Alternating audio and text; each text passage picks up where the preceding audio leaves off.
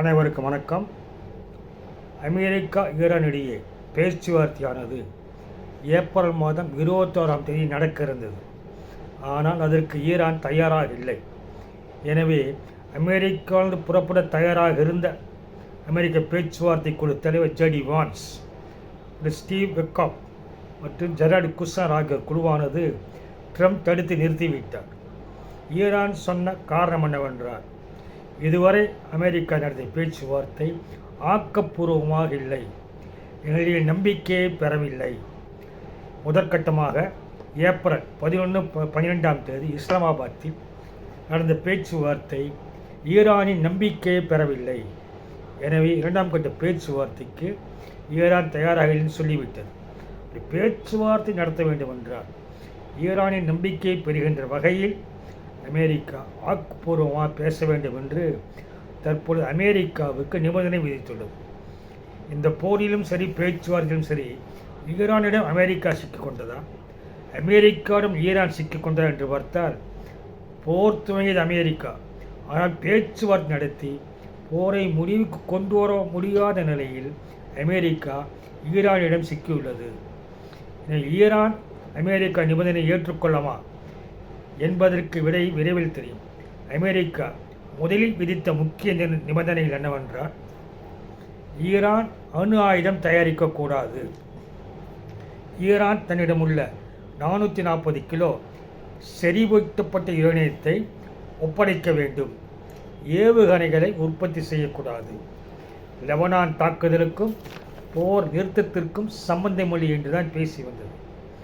Iran பார்த்தது, அப்படி என்றால் நாம் இந்த நிபந்தனைகளில் நாம் ஒரு ட்விஸ்ட் வைப்போம் என்று அமெரிக்கா வைத்த கோரிக்கையை அப்படியே தலைகளாக மாற்றி அமெரிக்காவுக்கு செக் வைக்கின்ற வகையில் தற்பொழுது 3 அம்ச கோரிக்கை, அதாவது 3 நிலைகள், 3 ஸ்டேஜஸ் என்ற வகையில் பேச்சுவார்த்தை நடத்த வேண்டும் என்று ஈரானின் சபாநாயகர் முகமது பாகர் கலிபாப் என்பவர் இஸ்லாமாபாத் சென்று தெரிவித்துவிட்டு வந்துவிட்டார்.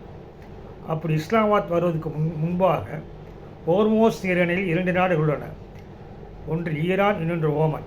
ஓமானை சந்தித்து பார்த்து பேசிவிட்டு பாகிஸ்தான் சென்றவர் அங்கு விவரங்களை சொல்லிவிட்டு புட்டினை சந்தித்து பேச ரஷ்யா சென்று விட்டார். இந்த அமெரிக்க பேச்சுவார்த்தை குழுவானது பாகிஸ்தான் வர வேண்டும், பேச்சுவார்த்தை நடத்த வேண்டும். சரி, ஈரான் எப்படி அந்த பேச்சுவார்த்தை ட்விஸ்ட் வைத்துள்ளது, 3 ஸ்டேஜ் எப்படி வைத்துள்ளது என்றால், அமெரிக்கா சொன்ன முதல் நிபந்தனையே அணு ஆயுதம். அதை கடைசிக்கு ஈரான் கொண்டு சென்று விட்டது. இந்த பேச்சுவார்த்தையில் ஈரான் தெளிவாக இருப்பது என்னவென்றால், ஸ்டேஜ் 1 அதில் 2 நிலைகள் இருக்கின்றன. ஒன்று, உடனடியாக அமெரிக்கா போர் நிறுத்தம் செய்ய வேண்டும், அதற்கான உத்தரவாதம் தர வேண்டும். அடுத்து, ஈரான் மற்றும் லெபனான் மீது எதிராக எந்த ஒரு தாக்குதலையும் இனிமேல் நடத்த மாட்டோம் என்று சர்வதேச அளவில் உத்தரவாதம் தர வேண்டும். முதலில் இந்த 2ஐயும் செய்து முடித்து விடுங்கள், இந்த ஸ்டேஜின் படி செய்யுங்கள். இது செய்துவிட்டால் அடுத்ததாக நாம் பேசுவது 2வது ஸ்டேஜ். அதாவது என்னவென்றால், ஹார்மோஸ் நீரிணையை திறப்பது குறித்தும் மற்ற நிர்வாகம் குறித்து பேச்சுவார்த்தை நடத்தலாம். அதற்கு முதலில் சொன்னதை செய்ய வேண்டும்.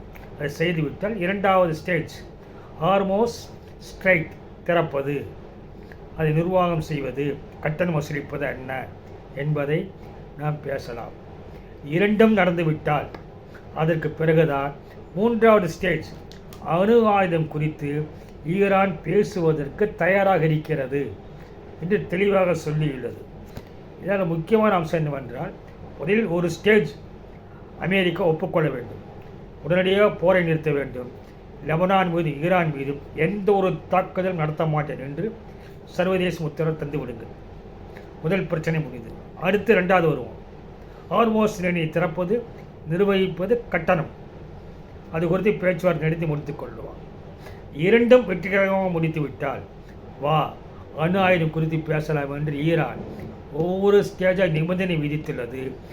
ஒரு புதிய திருப்பு முனையை, அதாவது ஈரான் அமெரிக்க இடையில் மட்டுமல்ல சர்வதேச அளவிலே மிகப்பெரிய மாற்றத்தை உருவாக்கும் வகையில் ஈரானானது நிபந்தனை வைத்ததை யாரும் எதிர்பார்க்க மாட்டார்கள். அப்படிப்பட்ட ஒரு ட்விஸ்ட்டை ஈரான் 3 ஸ்டேஜ் நிபந்தனையாக அமெரிக்காவுக்கு வைத்துள்ளது. அப்பொழுது அமெரிக்கா என்ன செய்ய போகிறது என்பதை நாம் இனிமேல் தான் பார்க்க வேண்டும். அமெரிக்கா இதை படிப்படியாக கட்டாயம் செய்துவிட்டால் இறுதியாக அணு ஆயுதம் குறித்து பேச ஈரான் தயாராக இருக்கிறது என்று சொல்லிவிட்டதால் தற்பொழுது அமெரிக்கா தான் இந்த காய்களை நகர்த்த வேண்டிய நிலையில் உள்ளது. வரும் காலங்களில் ட்ரம்ப் என்ன செய்வார் என்பதை நாம் பார்க்க வேண்டும்.